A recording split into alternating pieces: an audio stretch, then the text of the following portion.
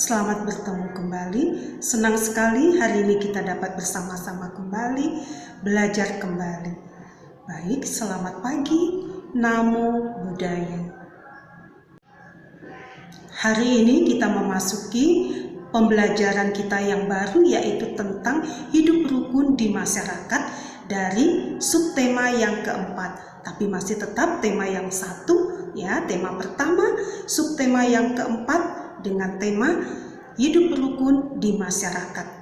Nah, dari beberapa tujuan yang akan kita dengarkan di pembelajaran hari ini, kita coba ingat-ingat apa tujuan yang akan kita capai dari pembelajaran ini. Baik, yang pertama tujuannya adalah dengan diberikan teks tentang hidup rukun, kita dapat menyebutkan isi teks cerita yang berisi penolakan yang berkaitan dengan sikap hidup rukun melalui kegiatan menyimak dengan benar. Kemudian tujuan yang kedua, dengan diberikan teks tentang hidup rukun, kita dapat menyebutkan kembali penolakan ya dalam teks cerita yang disimaknya berkaitan dengan sikap hidup rukun dengan bahasa yang santun. Kemudian tujuan yang ketiga, dengan diberikan contoh karya hiasan dari bahan alami, kita dapat mengidentifikasi ciri-ciri karya hiasan dengan bahan alami yang benar. Kemudian tujuan yang keempat, dengan diberikan contoh karya hiasan dari bahan alami, kita dapat mengidentifikasi bahan alami dan alat untuk membuat karya hiasan dengan benar. Kemudian tujuan yang kelima, dengan diberikan contoh karya hiasan dari bahan alami, kita dapat mengidentifikasi cara menggunakan bahan alami dan alat untuk membuat karya hiasan dengan benar.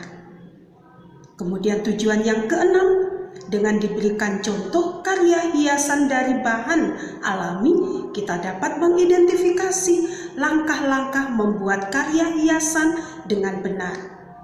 Kemudian tujuan yang ketujuh, dengan diberikan contoh karya hiasan dari bahan alami, kita dapat membuat karya hiasan dengan bahan alami dengan benar. Kemudian tujuan yang kedelapan, dengan diberikan kumpulan benda konkret, kita dapat melakukan penjumlahan dua bilangan dengan cara pendek dengan tepat. Kemudian tujuan yang kesembilan, dengan diberikan kumpulan benda konkret, kita dapat melakukan penjumlahan dua bilangan dengan cara pendek dengan tepat. Kemudian yang ke-10, dengan diberikan kumpulan benda konkret, kita dapat melakukan pengurangan dua bilangan dengan teknik menyimpan dengan cara panjang dengan tepat. Kemudian yang ke-11, dengan diberikan kumpulan benda konkret, kita dapat melakukan pengurangan dua bilangan dengan teknik menyimpan dengan cara pendek dengan tepat. Dan yang terakhir, yang nomor 12, dengan diberikan kumpulan benda konkret, kita dapat menyelesaikan masalah dalam kehidupan kita sehari-hari yang berkaitan dengan penjumlahan, ya, baik dengan cara panjang maupun dengan cara pendek. Nah, itulah beberapa tujuan, sangat banyak sekali tujuannya ya. Nah, kita harus ingat-ingat, tapi umumnya semua sebagian kita sudah memahami semuanya. Ini hanya ada beberapa diulang kembali ya. Nah, itulah tujuannya dari pembelajaran kita hari ini.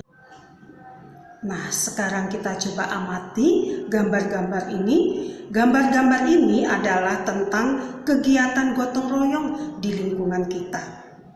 Nah, coba sebelum kita lanjutkan, teacher mau tanya ini.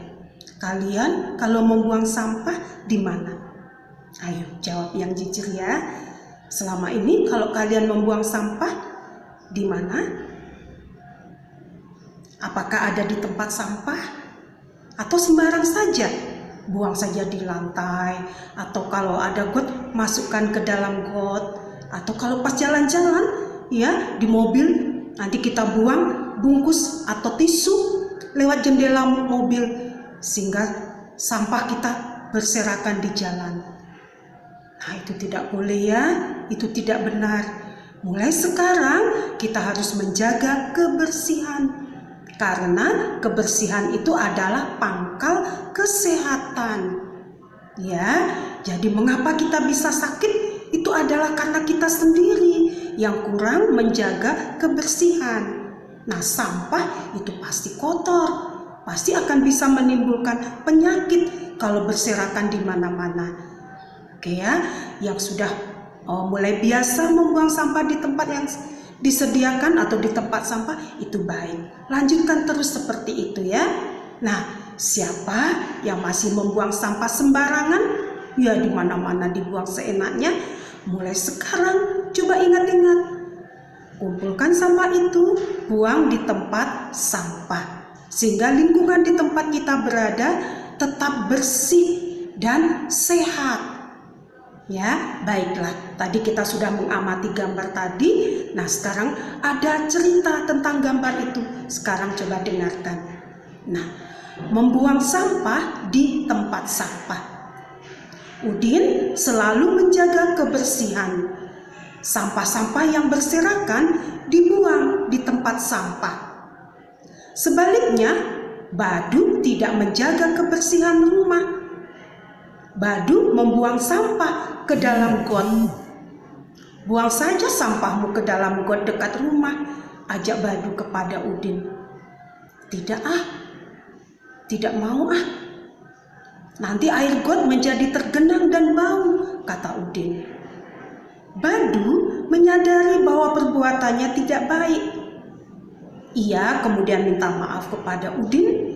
Badu juga berterima kasih kepada Udin karena Udin mengingatkan agar tidak membuang sampah sembarangan. Nah, bagus sekali ceritanya ya. Nah, ini antara si Udin dan Badu. Kita jangan meniru kelakuan Badu ya, membuang sampah di got. Nanti kalau gotnya mampet karena sampah, airnya tentu meluap dan menyebabkan banjir. Nah, kalian kalau ada yang seperti Badu ya kelakuannya, coba mulai dari sekarang ingat-ingat, buanglah sampah di tempat yang telah disediakan ya, di tempat sampah. Nah, baik, teacher ulang sekali lagi ya teks bacaannya supaya kalian bisa mengambil inti ceritanya. Nah, membuang sampah di tempat sampah. Udin selalu menjaga kebersihan. Sampah-sampah yang berserakan dibuang di tempat atau pada tempat sampah. Sebaliknya, Badu tidak menjaga kebersihan rumah. Badu membuang sampah ke dalam got. Buang saja sampahmu ke dalam got dekat rumah, ajak Badu kepada Udin. Tidak mau nanti air got menjadi tergenang dan bau, jawab Udin. Badu menyadari bahwa perbuatannya itu tidak baik. Ia minta maaf kepada Udin. Badu juga berterima kasih kepada Udin karena sudah mengingatkan agar tidak membuang sampah sembarangan. Nah, dari cerita tadi, adakah kamu mengingat-ingat atau apakah kamu masih teringat di dalam teks itu ada kalimat penolakan? Ada yang mengatakan tidak mau Nah, itu adalah kalimat penolakan. Jadi tadi si Badu mengajak Udin, buang saja sampahmu ke dalam got dekat rumah. Ya, kata si Badu. Tapi Udin menjawab, tidak mau nanti air got menjadi tergenang dan bau. Tidak mau Itu adalah kalimat penolakan. Ya, coba kalian sebutkan kembali kalimat penolakan yang lain. Mungkin memang tidak ada di dalam teks percakapan, tapi kalian bisa mengungkapkannya. Yang sejenis dengan tidak mau Nah, apa kira-kira kalimat penolakannya lagi? Nah, pasti kalian tahu apa yang misalnya kalau di rumah disuruh makan sama mama, enggak mau, itu juga penolakan. Ya, itu juga kalimat penolakan. Ya, nah, Cici rasa kalian pasti semua ya bisa. Mana yang menunjukkan penolakan? Nanti coba pikirkan kembali ya. Nah, kalau perlu kalian tuliskan apa-apa kalimat yang termasuk kalimat penolakan. Umumnya tidak mau, tidak setuju, tidak suka, aku tidak suka, aku tidak mau, aku tidak setuju dengan usulmu. Itu juga penolakan, ya. Nah, sekarang kita coba mengamati kembali. Di sini ada beberapa percakapan antara teman kita tadi. Masih ingat siapa teman kita tadi? Ya, di dalam cerita tadi siapa teman kita? Si Udin dan Badu, betul. Nah, ini ada percakapan antara mereka lagi. Tapi ceritanya ini belum tersusun, ya, masih acak. Nah, yang pertama kita lihat. Tidak apa-apa, Din. Ayo buang sampah di got agar lebih dekat dan mudah. Lalu kalimat berikutnya, aku tidak mau, Badu. Kita harus menjaga kebersihan lingkungan.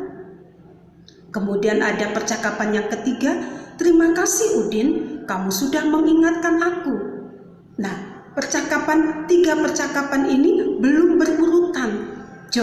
Coba kalian berusaha untuk mengurutkannya. Mana percakapan yang pertama, percakapan yang kedua, dan yang ketiga. Karena ada 3 percakapan, jadi yang pertama tadi yang mana? Yang kedua yang mana?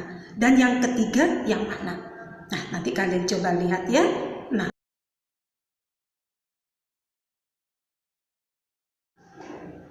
baik, sekarang kita akan mencoba membuat prakarya ya. Alat-alat yang harus kita persiapkan antara lain ada gunting, kemudian ada lem, kemudian juga ada karton. Ya, kartonnya terserah. Mungkin tidak mesti membeli karton ya, tapi mungkin karton-karton bekas atau sisa atau kardus sisa kita ambil yang masih bagus, bisa kita buat nanti ya sebagai bahan untuk membuat karya kita. Nah, hari ini kita akan membuat karya yang tadi bahan-bahan yang harus kita siapkan ada gunting, kemudian lem, kemudian ada karton atau kardus ya, karton boleh karton bekas, kardus bekas ya, yang penting masih bisa dipakai. Kemudian juga biji-bijian. Nah, kita tahu biji-bijian ini termasuk bahan alami karena dihasilkan dari alam, tidak dibuat oleh manusia. Semua biji-bijian, biji kacang hijau, biji kedelai, kacang tanah, biji bunga matahari, apalagi biji kacang merah, biji apa saja ya yang termasuk bahan alami. Nah, itu semua dihasilkan dari alam, tidak dibuat oleh manusia.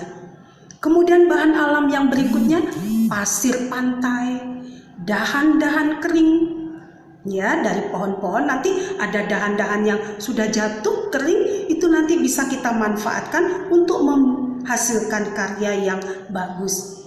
Nah, hari ini kita akan membuat karya kolase. Jadi sebelum membuat, kita persiapkan dengan sketsa kita dulu. Apakah kita akan membuat bunga atau membuat hewan, apakah burung atau kelinci ya, atau kalau anak perempuan biasanya suka gambar bunga, boleh dibuat dulu sketsanya ya. Siapkan karton atau kardus bekas, tidak usah besar-besar, cukup mungkin ukuran 20 kali 20 atau bisa juga ukuran 20 kali 40 atau 20 kali 30, terserah seleramu yang mana yang kamu suka ya. Jadi tidak usah besar-besar dan juga jangan kecil-kecil sekali. Kita akan membuat di atas kertas karton atau kardus bekas, yaitu sketsa gambar, misalnya gambar bunga atau gambar burung. Nah, kalau sudah selesai, kita tebalkan gambar tadi, nanti kita tempelkan dengan biji-bijian. Ya, saya rasa waktu kalian kelas 1 sudah pernah membuat karya seperti ini. Ya, nah nanti kalian coba buat apa yang ingin kalian buat. ya. Nanti kita kumpulkan ya. Nanti kita pajang di kelas kita. Mana yang bagus kita tempelkan di dinding kelas kita ya, supaya kelas kita juga tampak indah dan cantik ya. Nah, kembali tadi setelah kita selesai membuat gambar, bisa ditebalkan sketsa gambar tadi. Nanti di atas gambar sketsa kalian tadi beri lem ya, lalu tempelkan biji-bijian. Boleh biji kacang hijau, boleh biji kedelai, atau kacang tanah, atau padi juga boleh. Atau kalau susah sekali mama tidak bisa ke pasar membeli, tidak perlu membeli ya. Kita cari yang ada di rumah kita. Beras juga boleh, minta sedikit beras sama mama ya. Nanti kita tempelkan dengan biji beras itu ya. Lukisan kita tadi kita tempel-tempel dengan beras, hasilnya nanti pasti indah ya. Atau syukur kalian bisa mewarnai. Beras yang warnanya putih tadi boleh kalian warnai ya, atau putih begitu saja tidak apa ya. Atau di rumahmu ada sisa kacang hijau, nah banyak kacang hijau di rumah, boleh ambil sedikit minta sama mama tempelkan ya. Mungkin sebagian kacang hijau, ada kacang kedelai juga sedikit yang tidak dipakai mama, boleh ambil tempelkan ya. Tapi jangan membuat mama marah ya. Kita mau bikin prakarya nih diam-diam, mama mau menggoreng kacang tanah sudah disiapkan, malah kamu ambil, kamu tempel di gambar, nanti mama bisa marah. Tidak boleh begitu ya. Tanya mama dulu, ma boleh minta tidak ma sedikit, atau ma ini masih perlu ma. Kalau masih perlu minta sedikit saja bisa ma ya. Harus minta izin dulu ya, jangan ambil-ambil nanti mamanya marah nanti ya. Oke. Jadi persiapkanlah apa yang ada. Jadi usahakan tidak membeli ya. Jadi kita harus hemat. Apa yang ada, beras boleh. Oh tidak mau beras, saya mau di rumah banyak cangkang telur atau kulit telur, boleh ditempeli pakai kulit telur, boleh. Aduh, kulit telur tidak ada, biji-bijian tidak ada. Kalau beras, sayang, beras kan bisa dimakan. Boleh pakai pasir. Nah, di depan rumah kalian ada pasir, boleh ditempeli dengan pasir. Atau kita cari daun kering, boleh. Nah, tapi topik kita hari ini adalah biji-bijian ya. Tadi semua yang teacher sebutkan itu tuh termasuk kolase. Tapi kita sekarang menempelkan biji-bijian ya, supaya tidak memakan banyak atau memerlukan biji-bijian. Gambarnya kecil saja ya, tapi indah ya, kecil tapi indah. Baiklah, teacher percaya kalian semua anak-anak yang pintar, anak-anak yang hebat, bisa berkreasi ya. Cobalah kalian buat sendiri kreasi itu, gambar lalu beri lem, tempelkan dengan biji-bijian tadi. Nah, kalau tadi kita berkreasi dengan menggunakan biji-bijian, sekarang kita akan melihat kembali kemampuan kita. Masih ingat pelajaran tentang penjumlahan dan pengurangan ya, dengan cara panjang dan cara pendek. Nah, kalau kalian selalu mengingatnya, pasti teacher yakin kalian pasti bisa. Pasti kalian jadi anak-anak yang hebat. Nah, sekarang kita akan melihat pengurangan dan penjumlahan. Jadi sekarang jalannya dengan jalan panjang atau jalan pendek itu nanti kalian cari sendiri ya. Nah, sekarang coba lihat di buku kalian ada beberapa soal ya. Tentukanlah jumlah dan selisih. Kalau di situ ada kata jumlah, jumlah itu artinya ditambah. Kalau selisih itu artinya dikurang. Nah, jadi kalau ada soal seperti ini, tentukanlah jumlah dan selisih kedua bilangan berikut. Jadi ada diberikan dua bilangan, misalnya 356 dan bilangan 344. Tentukanlah jumlah dan selisihnya. Kalau tentukanlah jumlah, jumlahkan kedua bilangan itu, tambahkan.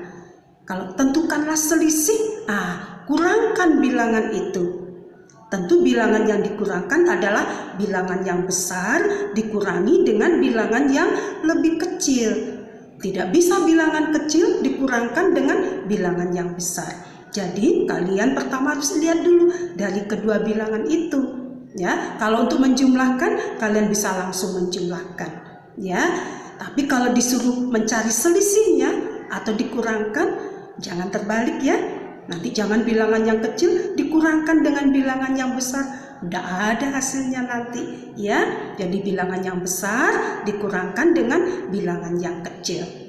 Nah, kemudian juga ada di sini diberikan 3 angka.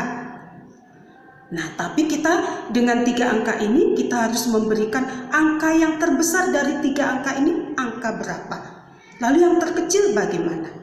Nah, dari ketiga angka ini kita akan bisa membentuk bilangan terkecil dan bilangan terbesar. Contohnya ini ya, ada bilangan 1, 2, dan 3. Nah, 1, 2, dan 3 kalau digabungkan ya ada 3 angka nih, pasti ada ratusannya, ada puluhannya, dan ada satuannya. Nah, untuk bilangan yang terbesar, kita harus mencari dari 3 angka tadi mana yang paling besar. 1, 2, 3, 3 yang paling besar. Jadi nanti diawali kata 3, 321. Nah, angka yang terkecil atau bilangan yang terkecil yaitu 1 tadi. Jadi 123. Jadi dari angka 1, 2, dan 3 kita akan bisa membuat bilangan yang terbesar yaitu bilangan 321 dan bilangan yang terkecil bilangan 123.